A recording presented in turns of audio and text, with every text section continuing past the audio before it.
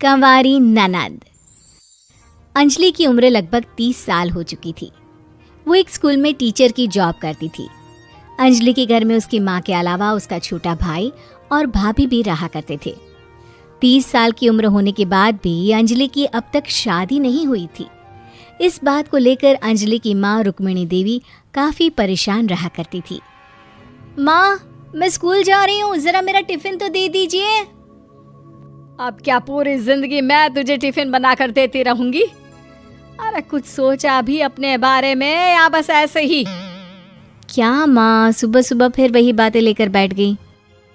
माँ गलत क्या कह रही है अंजलि दीदी? इतनी उम्र हो चुकी है आपकी, माँ कब तक आपकी सेवा करती रहेंगी? भाभी, मैंने माँ को कब कहा कि मेरी सेवा करो? वैसे भी अपना टिफिन मैं खुद तैयार कर लेती हूँ, बस टेबल से उठाकर देने को ही तो कहा था।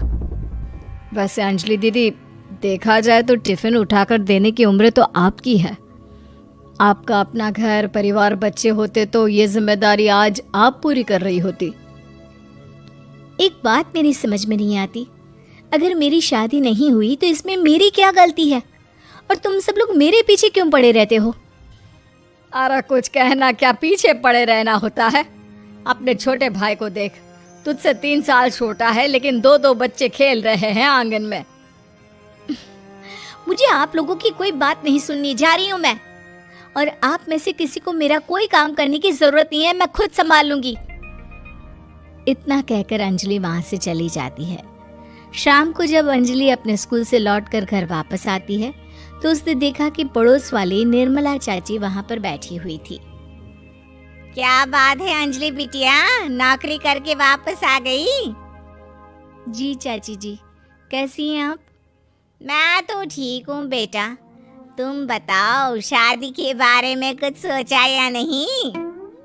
अरे रहने दीजिए ना, इससे तो शादी की बात करना ही बेकार है।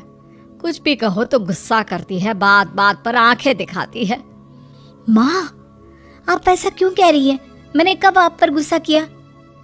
अरे अंजलि बेटा, तुम्हारी माँ ठीक ही तो कहती है।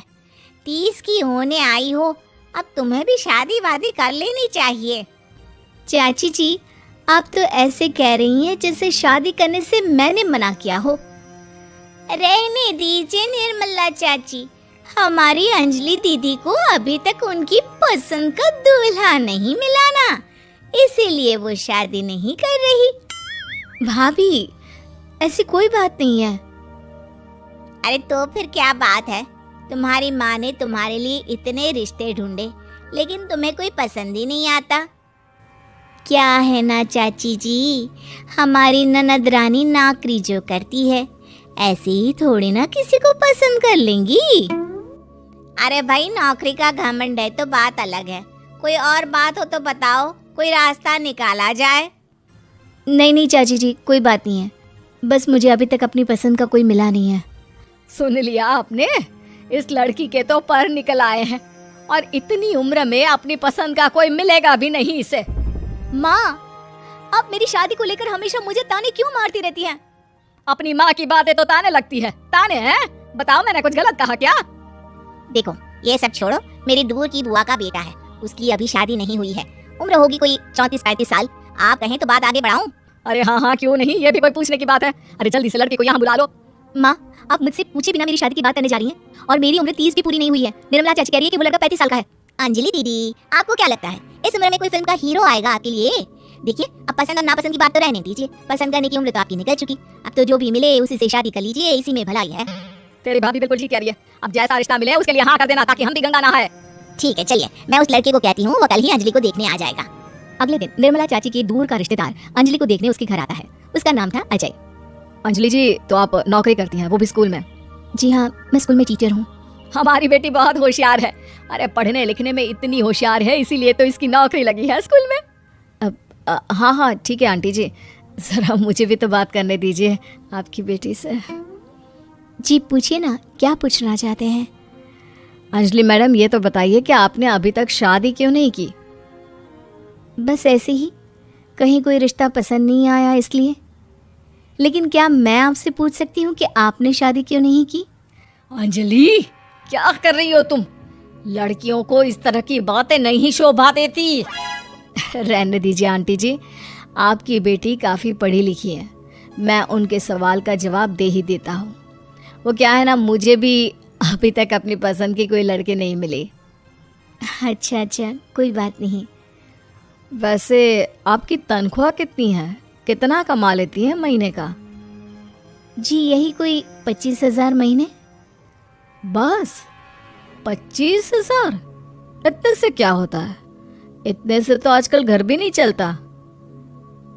आपके कहने का क्या मतलब है? अरे मैं तो ये सोच कर आया था कि नौकरी वाली लड़की है, आराम से 40,000 कमाती होगी। माफ कीजिएगा, आपका और मेरा रिश्ता नहीं हो सकता। जी कोई बात नहीं, मुझे भी आपके साथ शादी करने में कोई इंटरेस्ट नहीं है। अंजलि, किस तरह की बात कर रही हो? घर आए रिश्ते को ठुकरा रही हो तुम। दीदी अब इस उम्र में आपको इतनी अकड़ नहीं दिखानी चाहिए। अच्छा खासा रिश्ता हाथ से निकल गया, कहीं ऐसा ना हो कि जिंदगी भर कुंवारी ही रह जाओ आप।